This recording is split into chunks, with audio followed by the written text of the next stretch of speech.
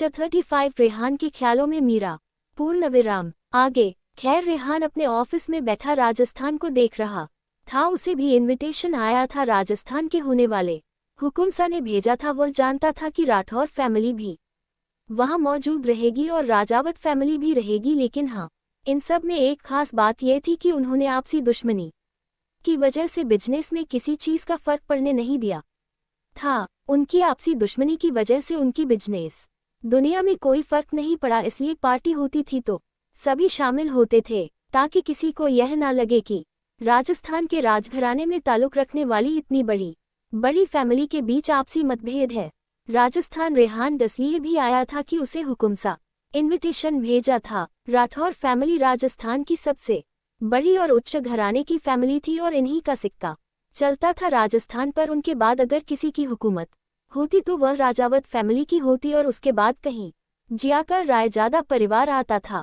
रेहान अपनी केबिन में मौजूद राजस्थान के नज़ारे को देख रहा था। इस वक्त रात हो चुकी थी और आसमान में चांद तारों के साथ आया हुआ था और पूरे राजस्थान में एक शांति पसरी हुई थी। और इस शांति में रेहान का दिल बेतहाशा शोर कर रहा था। न जाने क्यों उसे जब से पता चला था कि मीरा एक रॉयल प्रिंसेस है, तब से वह न जाने क्यों मीरा के बारे में ही सोच रहा था। खैर उसने कभी मीरा पर ध्यान दिया ही नहीं था पहले, अभी वह ध्यान नहीं देना चाहता था। वह जानता था कि आपसी परिवार में दुश्मनी है, लेकिन वह इन दुश्मनी के बीच नहीं आना चाहता था। वो जानता था कि राठौर परिवार उसका अपना परिवार है, लेकिन उसके दादाजी के आगे, उसके पिताजी के आगे कहाँ किसी की चलती थी। खैर रेहान एक नज़र उसे राजस्थान को पूरे देखकर अपनी नज़र वापस के दिन की तरफ करता है और अपने कदम के बिन से निकालकर लिफ्ट की ओर बढ़ता है। उसके साथ इस वक्त उसके बॉडीगार्ड और उसका पर्सनल असिस्टेंट रोहन था, और उसका बॉडीगार्ड भी उसके साथ ही चल रहा था। कुछ वक्त में वह लोग ग्राउंड फ्लोर पर आते हैं और रेहान अपने कदम अपनी कार की तरफ बढ़ा देता है। रेहान अपनी कार की पीछे वाली बैक सीट पर बैठा हुआ था और पैसेंजर सीट पर रोहन था और ड्राइविंग सीट पर इस वक्त बॉडीगार्ड था उसका एक, और रेहान की कार के पीछे 2-3 कार और चल रही थी। रेहान अपनी आंखें बंद किया अपनी कार की बैक सीट पर बैठा हुआ था कि उसके आंखों के सामने अब तक जो भी हुआ वह सब सीन घूमने लगा था। मीरा का उसके प्यार में पड़ने, मीरा का रेहान के आगे पीछे घूमना और जहां रेहान दिखे उसे चिपकती रहना। और रेहान उसे इसलिए भी ठुकराता था क्योंकि मीरा के बारे में उसे कुछ नहीं पता था और उसे वक्त मीरा अपनी आइडेंटिटी छुपाकर मुंबई में रह रही थी। आइडेंटिटी के साथ साथ वह अपना रंग रूप भी छुपा कर रह रही थी। यह भी एक बड़ी वजह थी कि पहले बुक अपने डार्क कलर के पीछे अपना गोरा रंग छुपा कर रखती थी। इस वजह से भी रेहान उससे बहुत ज्यादा चढ़ता था। लेकिन खैर जब से मीरा अपने असली रंग रूप में आई थी, एक बार भी उसने रेहान की तरफ पलट कर नहीं देखा था और न ही रेहान के बारे में किसी से भी जिक्र किया था और न ही रेहान की तरफ अपनी नजरें उठाकर देखी थी। यही चीज न जाने क्यों रेहान के मन में सवाल पैदा कर रहा था, लेकिन वह इन सभी चीजों के बारे में नहीं सोचना चाहता था। वह इन सभी चीजों को इग्नोर करना चाहता था, लेकिन उसके मन से यह बात निकल ही नहीं रही थी। वह चाह कर भी निकल नहीं पा रहा था। रेहान की कार्स का काफिला जाकर रायजादा विला मिलता है। रायजादा हवेली भी राजस्थान की तीसरी सबसे बड़ी हवेली थी। नवंबर 1 पर राठौर हवेली थी, दूसरे नंबर पर राजावत हवेली थी और तीसरे नंबर पर रायजादा हवेली थी। तीनों ही हवेली अपने आप में ही बहुत खूबसूरत थी और बहुत ही बड़ी जगह में बनाई गई थी। रेहान की कार आकर रायजादा हवेली के आगे रुकती है और रायजादा हवेली का एंट्रेंस गेट ओपन होता है और रेहान की कार आकर रायजादा हवेली की एंट्रेंस गेट पर रुकती है। रेहान की कार का गेट ओपन होता है और रेहान अपने एटीट्यूड के साथ अपनी कार से उतरता है और अपने कोट के बटन ठीक करते हुए अपना कदम हवेली के अंदर बढ़ा देता है। वह अभी हवेली के अंदर कदम भी रखना कि उससे बूढ़ी मगर दमदार आवाज उसके कान में सुनाई देती है। रेहान अपनी निगाहें उठाकर उस तरफ देखता है तो उसके दादाजी वहां पर खड़े हुए थे, जिन्होंने इस वक्त अपने हाथ में एक छड़ी ले रखी थी और उनके चेहरे का तेज आज भी वैसे ही था जैसे उनकी जवानी में हुआ करता था। वह आज भी उनका रुतबा वैसे ही था जैसे पहले था राजस्थान में। अपने चेहरे पर चमक लिए अपनी मूंछों को ताव देते हुए अपने कदम रेहान की तरफ बढ़ा देते हैं और उनके पीछे ही उनकी बीवी थी, जो कि अपने हाथ में आरती की थाल लिए आगे बढ़ रही थी, उनके चेहरे पर मुस्कुराहट थी। वह रेहान को देखकर उनके पास जाती है और रेहान के सर पर प्यार से हाथ फिरते हुए रेहान का तिलक करती है और उसकी आरती करने के बाद रेहान अपना कम अंदर रखना है। रेहान अंदर आया था तो उसकी पूरी फैमिली और नताशा की पूरी फैमिली वहीं मौजूद थी। शाभी जी सोफे पर रेहान बैठा था, उसे सोफे पर जाकर रेहान के बगल में बैठ जाती है और रेहान के हाथ में अपना हाथ डाल लेती है। रेहान भी कुछ नहीं कहता और सामने बैठी अपने दादाजी और दादी जी, अपनी माँ पापा, चाचा चाचा, बुआ फूफा सब पर अपनी गहरी नज़र डालता है। तो आ जाते हैं रायजादा परिवार के इंट्रोडक्शन पर। घर के हेड कुलजीत रायजादा, उनकी बीवी नगमा रायजादा। इनके बस 3 ही बच्चे हैं और 2 लड़का और 1 लड़की। इनके बड़े लड़के का नाम है शुभम सिंह रायजादा और उनकी बीवी का नाम है स्वाति सिंह रायजादा। और इनका एक लड़का है और 1 लड़की है, वह है रेहान रायजादा। लड़की का नाम है शुभांशी रायजादा। दूसरे भाई का नाम है स्वास्तिक रायजादा और उनकी बीवी का नाम है रूपाली रायजादा। इनको भी 2 बच्चे हैं, 1 लड़का और 1 लड़की। लड़के का नाम है गौरव रायजादा और लड़की का नाम है सिया रायजादा। बुआ का नाम है मैत्री मल्होत्रा और उनके हस्बैंड का नाम है मयंक मल्होत्रा। यह मल्होत्रा खानदान की दूसरी बहू है और ये रुद्रम की बुआ की देवरानी है। मैत्री जी के बस 1 ही बेटा है और उसका नाम है अर्नब मल्होत्रा। अर्नब की उम्र तकरीबन 22 साल की है। अब आ जाते हैं सबकी उम्र पर।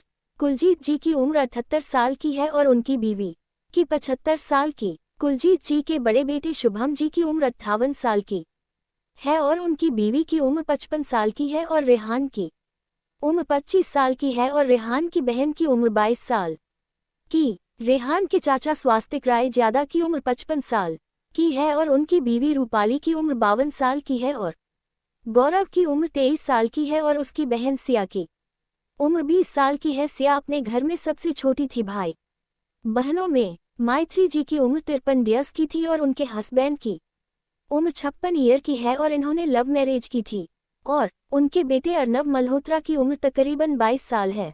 आगे चलकर सिंघानिया फैमिली और मल्होत्रा फैमिली का भी इंट्रोडक्शन होगा, लेकिन बाद में। अभी कहानी पर आते रेहान अपने सामने बैठे स्वास्तिक जी और शुभम जी की देख रहा था, जिनके चेहरे पर एक घमंड था, एक तेज था। और वही घर की औरतें भी अपने कामों में लगी हुई थी।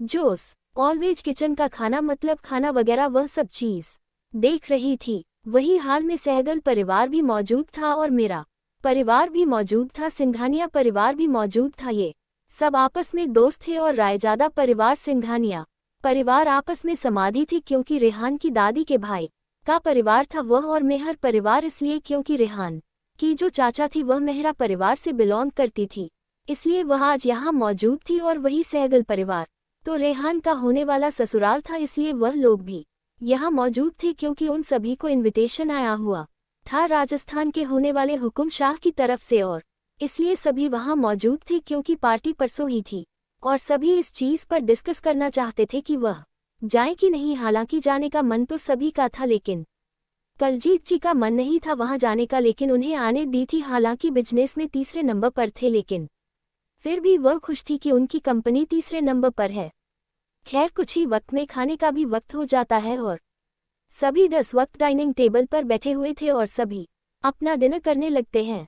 डिनर करने के बाद रेहान, शुभम जी, कुलजीत जी और स्वास्तिक जी अपने कदम स्टडी रूम की तरफ बढ़ा देते हैं और नताशा के पापा करणवीर सहगल भी अपने कदम उन लोगों के साथ मिल लेते हैं। और मेरा परिवार के हेड यानी कि रिया मेहरा के पापा अभिजीत मेहरा, वह भी अपने कदम उन्हीं लोगों के साथ स्टडी रूम की तरफ बढ़ जाते हैं। रेहान स्टडी रूम में आकर अपने किंग साइज चेयर पर बैठ जाता है और इस वक्त उसके सामने डिश रखी हुई थी और उसे पर लैपटॉप रखा हुआ था। उसी के साथ कुछ पेपर रखे हुए थे, जिनके ऊपर पेपर वेट रखा हुआ था और वह पेपर वेट को रेहान घूम रहा था। उसके सामने उसके दादाजी, उसके पापा, उसके चाचा जी, उसके होने वाले ससुर और उसके मामा जी सभी बैठे हुए थे। सभी के चेहरे पर सीरियस एक्सप्रेशन थे और वह सभी कुलजीत जी की तरफ देख रहे थे। कुलजीत जी के चेहरे के एक्सप्रेशन बिल्कुल सख्त थे, वह रेहान की तरफ देख रहे थे और रेहान की नज़रें 10 वक्त सिर्फ और सिर्फ पेपर वेट पर स्टडी रूम में पूरी तरीके से शांति छाई हुई थी। और उसे शांति को तोड़ते हुए कुलजीत जी की दमदार आवाज़ सभी के कान में जाती है, जो उन सभी को कह रहे थे, हम जाएंगे इस पार्टी में और यह मेरा आखिरी फैसला है। रेहान जो इस वक्त पेपर वेट को अपनी सर्द निगाहों से रहा था, उसकी नज़रें अचानक ही अपने दादा पर चली जाती है, जिनकी नज़रों में कुछ तो था जो रेहान समझने की कोशिश कर रहा था। रेहान ने अभी तक कुछ अल्फाज नहीं कहा था। अपने दादाजी का फैसला सुनकर वह अपना सर हिला देता है और वही बाकी जेंट्स जो वहां मौजूद थे। कुलजीत जी का फैसला देखकर उनके चेहरे के एक्सप्रेशन थोड़े बिगड़ जाते हैं, लेकिन जल्द ही अपने एक्सप्रेशन को संभाल कर सभी कुलजीत जी की हाँ में हाँ दिला देते हैं और उसके बाद सभी एक एक करके स्टडी रूम से निकल जाते हैं और अपने रूम की तरफ चले जाते हैं। वही बात की जाए राय ज्यादा हवेली की तो सबसे पहले लिविंग रूम था, जहां सोफा लगा हुआ था, बड़े बड़े झूमर लगे हुए थे वाइट एंड ब्लैक कलर के कॉम्बिनेशन में ये हवेली का पेंट हुआ था। और वही राइट साइड से एक चिड़िया गई थी सेकंड फ्लोर पर और लेफ्ट साइड से भी गई थी एक सीढ़ियां। सेकंड फ्लोर पर लेफ्ट साइड जो था वह रेहान का साइड था और राइट साइड जो एरिया था वह बाकी सब घर वाले वहां रहते थे और रेहान के एरिया में जाने की किसी को भी इजाजत नहीं थी, सभी शिवाय उसके माँ के।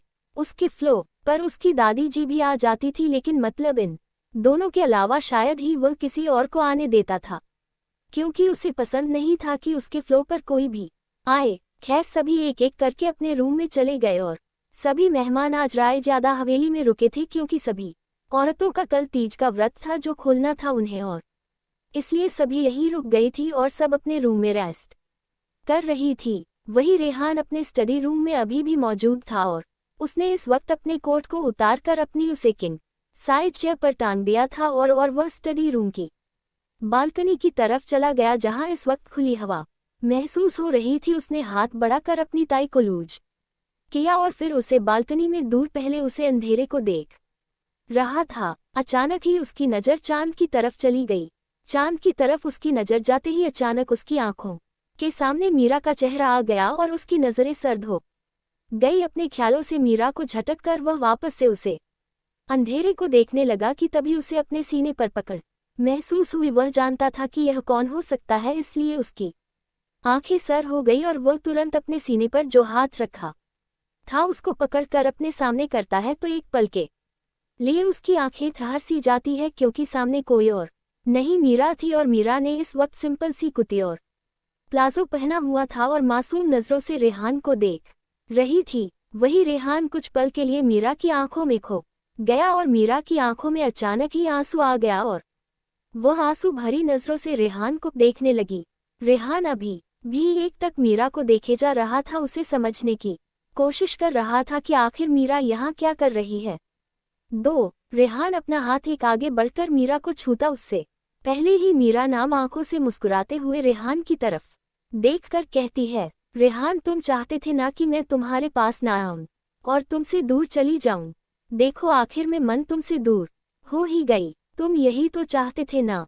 रेहान को न जाने क्यों एक बार की बेचैनी होने लगी। वह अपना हाथ बढ़ाकर मीरा को रोक पाता उससे पहले ही मीरा का आंख से एक धुआं बनकर वहां से उड़ गया और रेहान अपनी नजरें चारों तरफ घूमकर देखता है तो वहां कोई भी नहीं था और रेहाना ये देखकर अपनी आंखें बंद करता है और कुछ वक्त बाद वह अपनी आंखें खोलता है और फिर से उसे अपने सीने पर एक हाथ महसूस होता है और ये महसूस कर ना जाने क्यों रेहान के चेहरे पर छोटी ही सही लेकिन उसके चेहरे पर मुस्कुराहट आ जाती है और वह इस बार न जाने क्यों उसे हाथ को बड़े ही प्यार से पकड़कर अपने सामने करता है तो सामने वाले शख्स को देखकर उसकी आंखें सर्द हो जाती है और अगले ही पल कुछ ऐसा होता है जिसकी उम्मीद न तो रेहान को थी और ना ही सामने वाले शख्स को। 36 रेहान और नताशा की किसी और गेट टूगेदर। वही बात की जाए राय ज्यादा हवेली की तो सबसे पहले लिविंग रूम था, जहां सोफा लगा हुआ था, बड़े बड़े झूमर लगे हुए थे वाइट एंड ब्लैक कलर के कॉम्बिनेशन में ये हवेली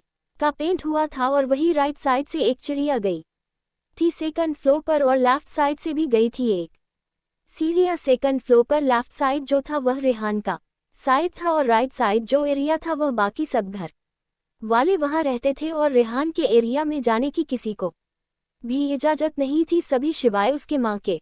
उसके फ्लोर पर उसकी दादी जी भी आ जाती थी, लेकिन मतलब इन दोनों के अलावा शायद ही वह किसी और को आने देता था, क्योंकि उसे पसंद नहीं था कि उसके फ्लोर पर कोई भी आए। खैर सभी एक एक करके अपने रूम में चले गए और सभी मेहमान आज राय ज्यादा हवेली में रुके थे, क्योंकि सभी औरतों का कल तीज का व्रत था जो खोलना था उन्हें, और इसलिए सभी यहीं रुक गई थी और सब अपने रूम में रेस्ट कर रही थी। वही रेहान अपने स्टडी रूम में अभी भी मौजूद था और उसने इस वक्त अपने कोट को उतार कर अपनी उसे किंग साइज चेयर पर टांग दिया था और वह स्टडी रूम की बालकनी की तरफ चला गया जहां इस वक्त खुली हवा महसूस हो रही थी। उसने हाथ बढ़ाकर अपनी ताई को लूज किया और फिर उसे बालकनी में दूर पहले उसे अंधेरे को देख रहा था। अचानक ही उसकी नज़र चांद की तरफ चली गई।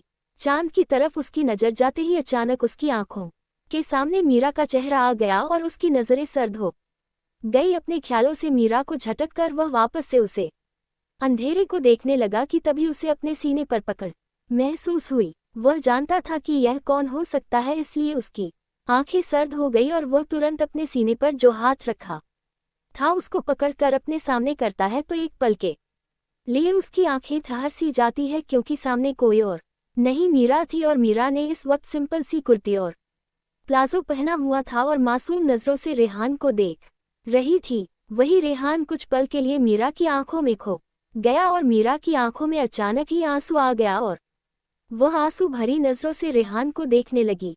रेहान अभी भी एक तक मीरा को देखे जा रहा था, उसे समझने की कोशिश कर रहा था कि आखिर मीरा यहाँ क्या कर रही है। रेहान अपना हाथ एक आगे बढ़कर मीरा को छूता उससे पहले ही मीरा नाम आंखों से मुस्कुराते हुए रेहान की तरफ देखकर कहती है, रेहान तुम चाहते थे ना कि मैं तुम्हारे पास ना आऊं और तुमसे दूर चली जाऊं। देखो आखिर में मैं तुमसे दूर हो ही गई। तुम यही तो चाहते थे ना।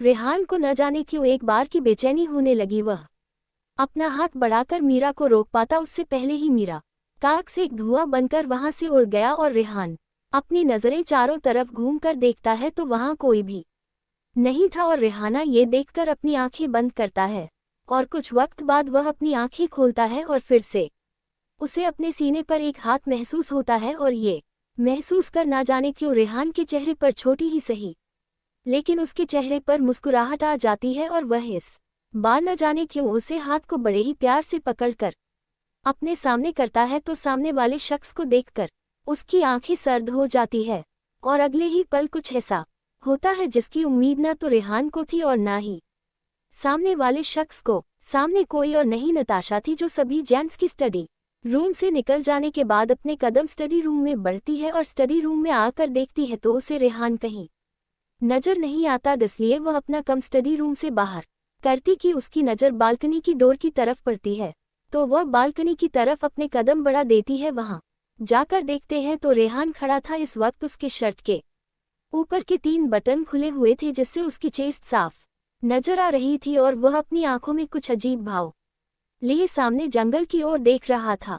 नताशा रेहान को देखकर मुस्कुराती है, फिर अपनी कम रेहान की तरफ बढ़ा देती है। उसकी चाल में एक अदा थी।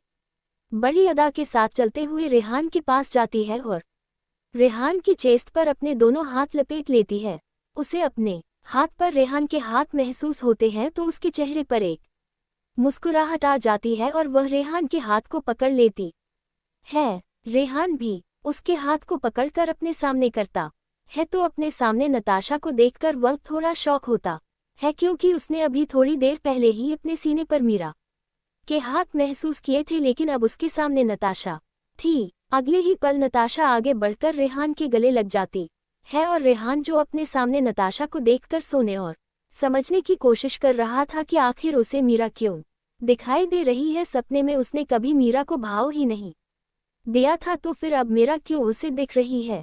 यही सब चीज सोच रहा था कि तभी उसे अपनी गर्दन पर नताशा के हाथ महसूस होते हैं। रेहान जो अभी तक अपने ख्यालों में अटका हुआ था, इसकी नजरें भले ही नताशा पर थी लेकिन उसके ख्यालों में मीरा का कब्जा था। वह अपने ख्यालों में खोया हुआ था कि अपने होठों पर उसे नताशा के होंठ महसूस होते हैं। वह इस सेंस से बाहर आता है कि अगले ही पल नताशा उसे काफी गहराई के साथ किस करने लगती है। रेहान भी उस किस में बहक जाता है और नताशा के किस का जवाब देने लगता है।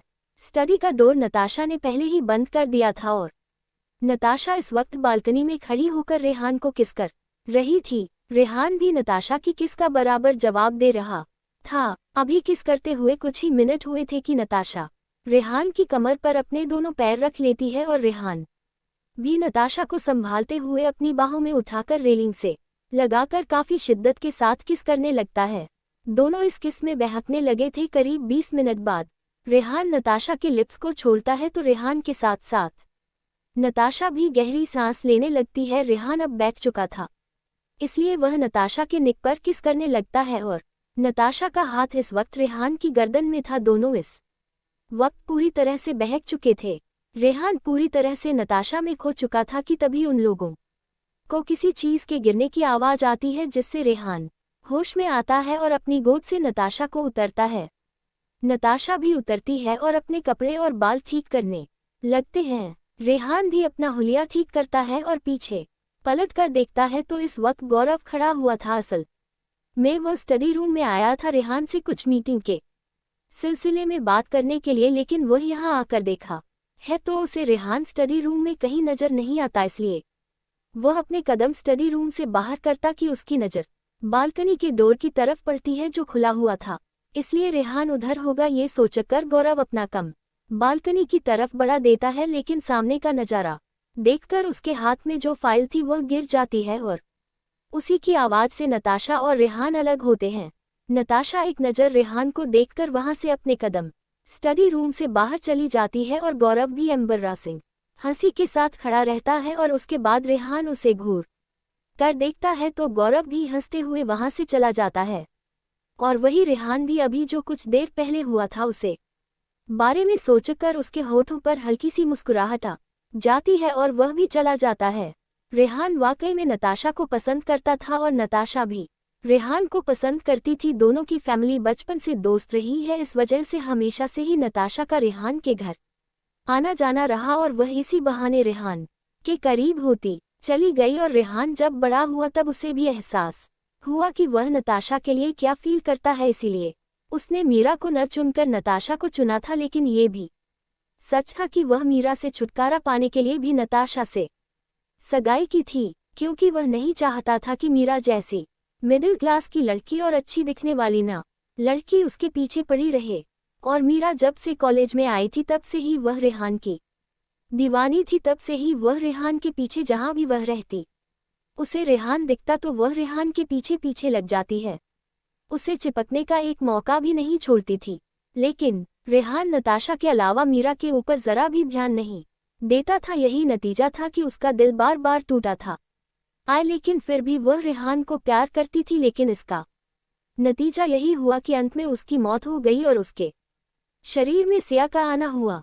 जिस दिन सिया का एक्सीडेंट हुआ था उसके कुछ घंटे पहले ही मीरा ने रेहान को प्रपोज किया था और रेहान ने इस बार मीरा की काफ़ी बेइज्जती की थी, जिसके चलते मीरा रोते हुए कॉलेज से बाहर आ रही थी कि उसका सामना ट्रक से हो जाता है, वह बच पाती है, संभाल पाती कि मीरा का एक्सीडेंट हो जाता है।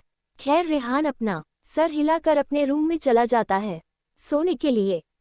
59% रेहान का रूम भी काफ़ी बड़ा और काफ़ी आलीशान था। वह राय ज्यादा विला के लेफ्ट साइड में रहता था और उसे के फ्लोर पर स्वाति जी और उसकी दादी जी के किसी को भी जाने की परमिशन नहीं थी। लेकिन अब तो नताशा भी काफ़ी हद के साथ रेहान के रूम में आती थी और रेहान भी उसे मना नहीं करता था, क्योंकि वह जानता था कि आगे चलकर नताशा को भी इसी रूम में रहना है। और वैसे भी नताशा जब से रेहान साथ दोस्ती हुई थी उसकी तभी से वह रेहान पर और रेहान की चीज़ों पर अपना हक जताया करती थी। रेहान भी उससे कुछ नहीं कहता था, क्योंकि उससे भी कहीं ना कहीं ये चीज़ पसंद थी, लेकिन वह शो नहीं करने देता था, क्योंकि उसके चेहरे के एक्सप्रेशन ही ऐसे थे।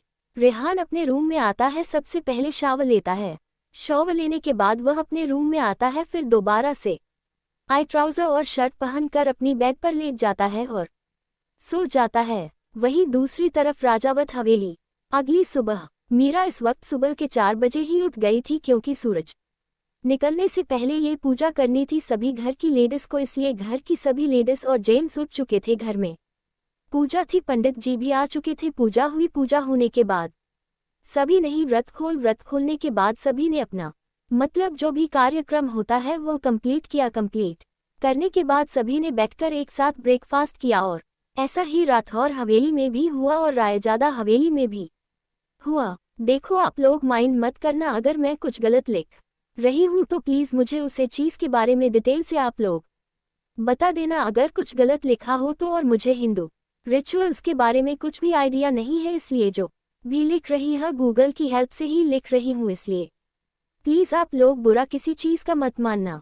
ब्रेकफास्ट करने के बाद आप सभी लोग मतलब मर्द घर में रहने वाले थे, क्योंकि शाम को छोटा सा फैमिली गेट टुगेदर रखा गया था, इसलिए शाम सभी गेस्ट आने वाले थे राजावत हवेली में। शाम का वक्त मीरा भी सुबह जल्दी ही उठ गई थी पूजा के लिए, और उसने पूजा अटेंड भी की अंडो, फिर सबके साथ उसने पूजा की और उसके बाद जो भी रिचुअल्स होते हैं वो कंप्लीट किए गए। उसके बाद सब ने मिलकर ब्रेकफास्ट किया साथ में, और फिर सब अपने कमरे में चले गए आराम करने के लिए, क्योंकि शाम में फैमिली गेट टुगेदर था तो सबको होना था, और इसलिए सब अभी आराम कर रहे थे।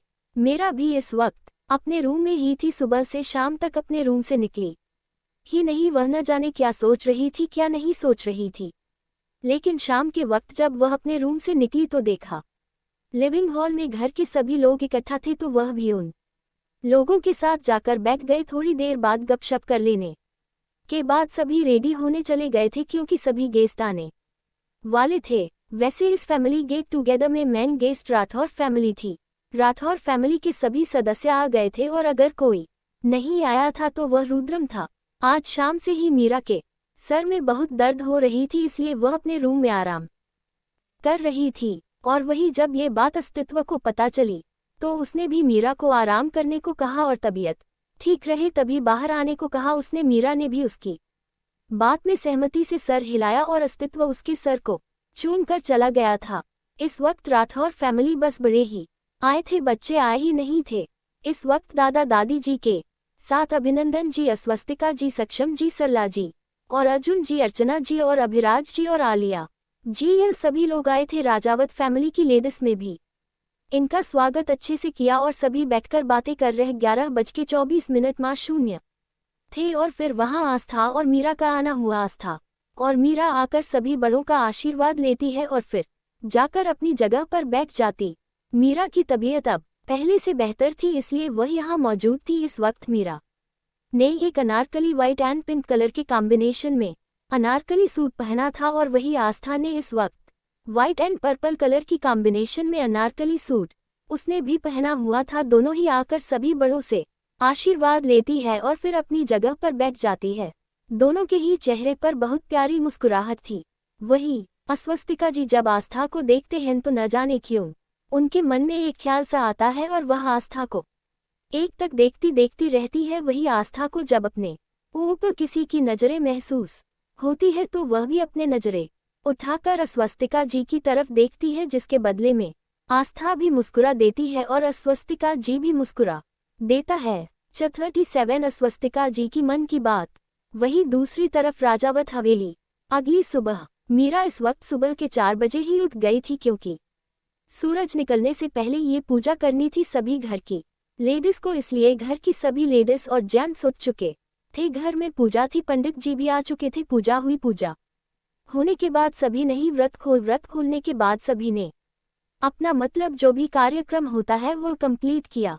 कंप्लीट करने के बाद सभी ने बैठकर एक साथ ब्रेकफास्ट किया, और ऐसा ही राठौर हवेली में भी हुआ और रायजादा हवेली में भी हुआ। देखो आप लोग माइंड मत करना, अगर मैं कुछ गलत लिख रही हूं तो प्लीज मुझे उसे चीज के बारे में डिटेल से आप लोग बता देना अगर कुछ गलत लिखा हो तो। और मुझे हिंदू रिचुअल्स के बारे में कुछ भी आइडिया नहीं है, इसलिए जो भी लिख रही हूँ गूगल की हेल्प से ही लिख रही हम, इसलिए लीज आप लोग बुरा किसी चीज का मत मानना। कफास्ट करने के बाद आप सभी लोग मतलब मर्द घर में रहने वाले थे, क्योंकि शाम को छोटा सा फैमिली गेट टुगेदर रखा गया था, इसलिए शाम सभी गेस्ट आने वाले थे राजावत हवेली में। शाम का वक्त मीरा भी सुबह जल्दी ही उठ गई थी पूजा के लिए, और उसने पूजा अटेंड भी की अंडो, फिर सबके साथ उसने पूजा की और उसके बाद जो भी रिचुअल्स होते हैं वह कंप्लीट किए गए। उसके बाद सब ने मिलकर ब्रेकफास्ट किया साथ में, और फिर सब अपने कमरे में चले गए आराम करने के लिए, क्योंकि शाम में फैमिली गेट टुगेदर था तो सबको होना था, और इसलिए सब अभी आराम कर रहे थे।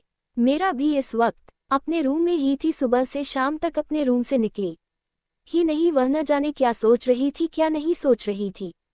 लेकिन शाम के वक्त जब वह अपने रूम से निकली तो देखा लिविंग हॉल में घर के सभी लोग इकट्ठा थे, तो वह भी उन लोगों के साथ जाकर बैठ गए। थोड़ी देर बाद गपशप कर लेने के बाद सभी रेडी होने चले गए थे, क्योंकि सभी गेस्ट आने वाले थे। वैसे इस फैमिली गेट टुगेदर में गेस्ट राठौर फैमिली थी। राठौर फैमिली के सभी सदस्य आ गए थे और अगर कोई नहीं आया था तो वह रुद्रम था।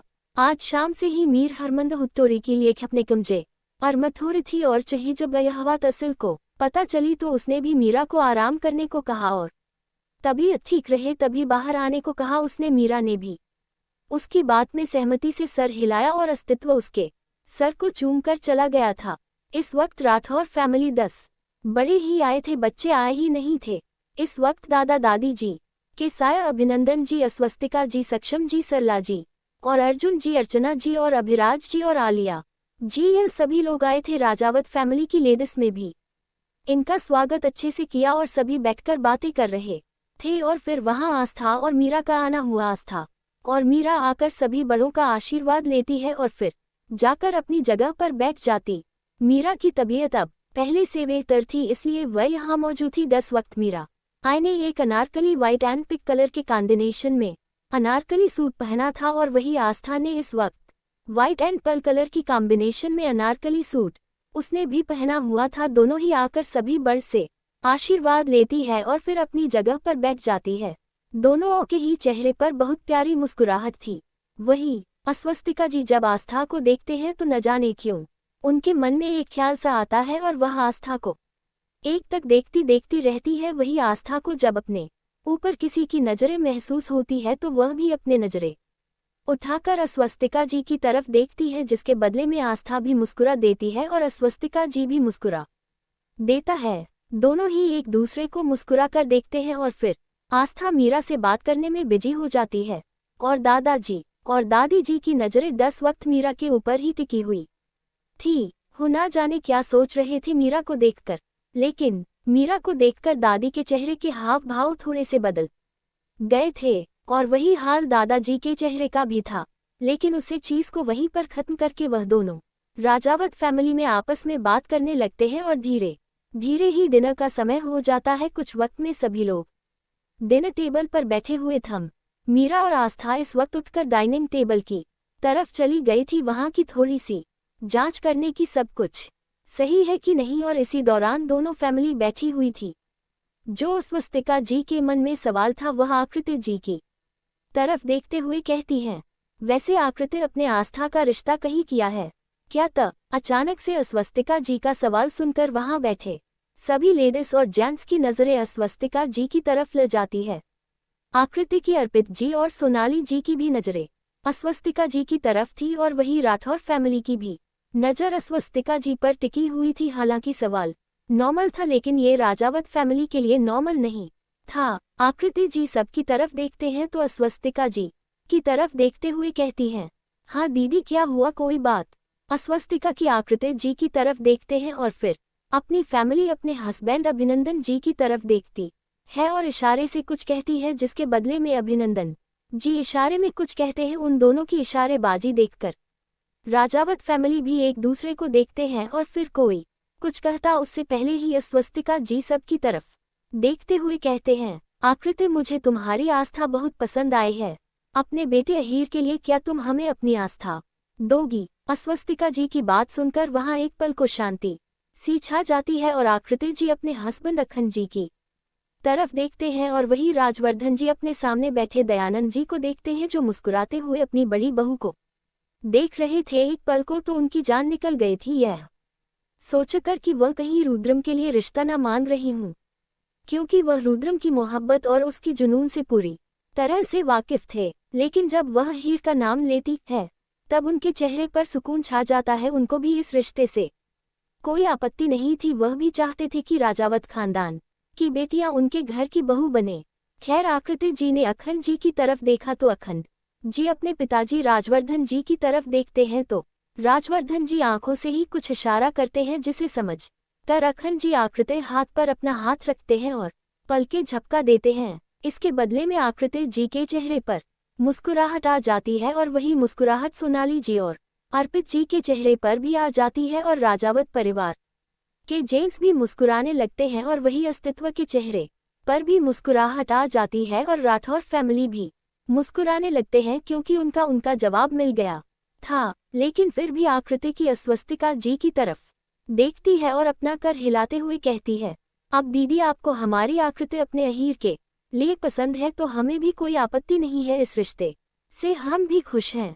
बस फिर क्या था, दोनों फैमिली खुश हो जाती है। और ये बात पीछे खड़ी मीरा और आस्था ने भी सुन ली थी। जहां मीरा के चेहरे पर 440 वोल्ट की स्माइल की, वही आस्था के चेहरे पर भी मुस्कुराहट थी। आखिर हो भी क्यों ना, आस्था और आहिल एक दूसरे को हमेशा से पसंद करते आए थे।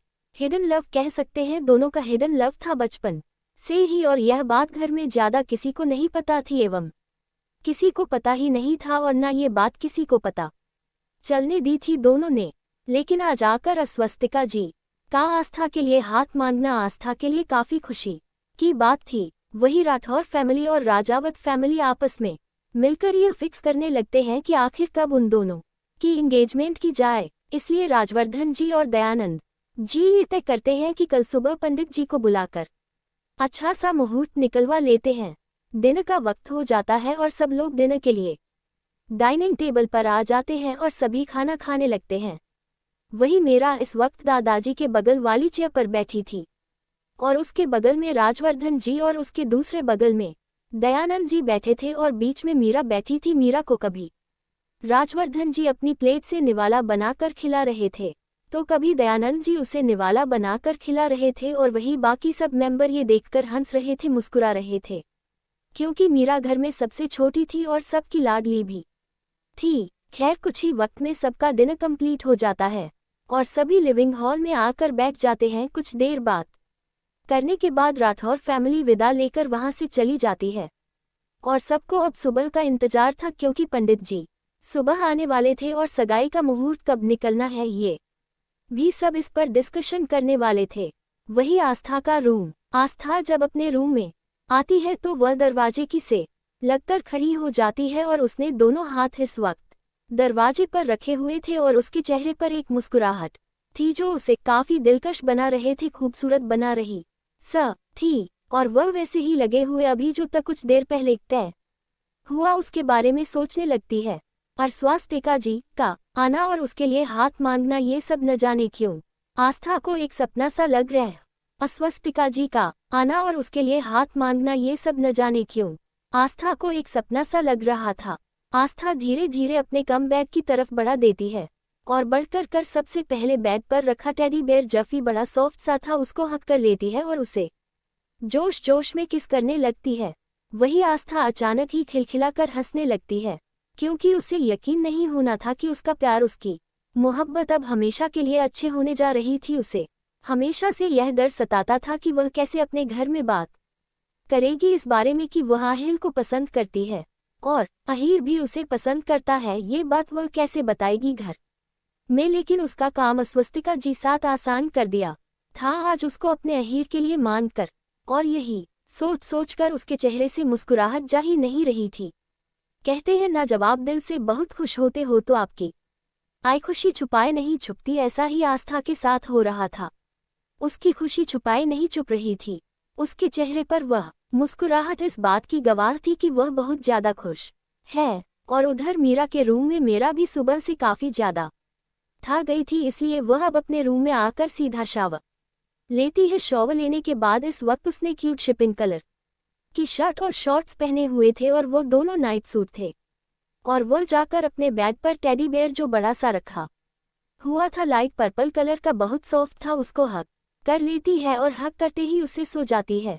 वहीं दूसरी तरफ राठौर हवेली में 59% इस वक्त सभी लोग राजावत फैमिली से आ चुके थे और सभी लिविंग हॉल में बैठे हुए थे और अब सभी को इंतजार था सभी बच्चों के आने का, इसलिए वो सभी बच्चों को बुलाते हैं। उनमें सभी शामिल थे, श्रेया, पूर्वी, अहीर और वैभव। सभी आकर बैठे थे। अब इंतजार था तो सिर्फ रुद्रम का, क्योंकि रुद्रम अभी तक ऑफिस से आया नहीं था और इस वक्त रात के 10:30 बज रहे थे। अस्वस्तिका जी वही अपने हस्बैंड अभिनंदन जी के साथ बैठी हुई थी और उन्हीं के साथ सक्षम जी अपनी बेगम साहिबा सरला जी के साथ बैठे हुए थे।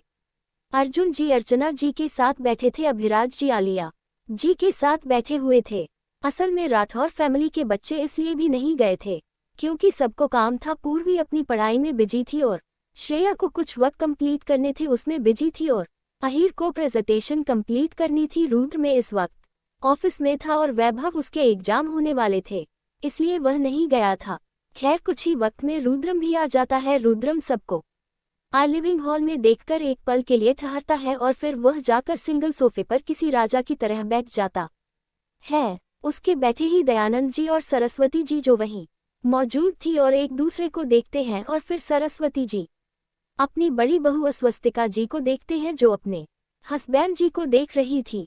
रुद्रम कुछ देर तक उन्हें देखता रहता है और सबकी तरफ देखते हुए कहता है, अगर आप सबकी इशारेबाजी हो गई हो तो आप सब बता सकते हैं कि आप सब इस वक्त यहाँ क्या कर रहे हैं। अपनी रूम में होने की बजाय उसकी आवाज में काफी शक्ति थी, जिसे महसूस करके अस्वस्तिका जी अपनी बेटी की तरफ देखते हैं और फिर अहीर की तरफ देखते हुए रुद्रम से कहती हैं, रुद्रम तुमसे एक बात कहनी थी।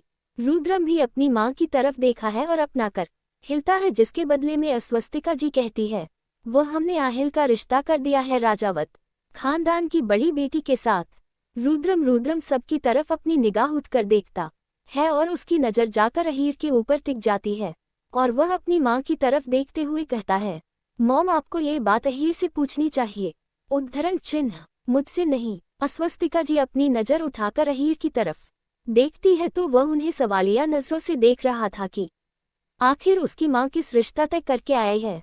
लेकिन स्वस्तिका जी जल्दी कंफ्यूजन दूर करते हुए कहती है, हम नहीं, राजावत खानदान के बड़े बेटे अखंड राजावत और आकृति राजावत की बेटी आस्था राजावत के साथ अपनी अहीर का रिश्ता फिक्स किया है और कल सुबह पंडित जी आने वाले हैं। तुम दोनों की सगाई कब होगी उसका मुहूर्त निकालने के लिए।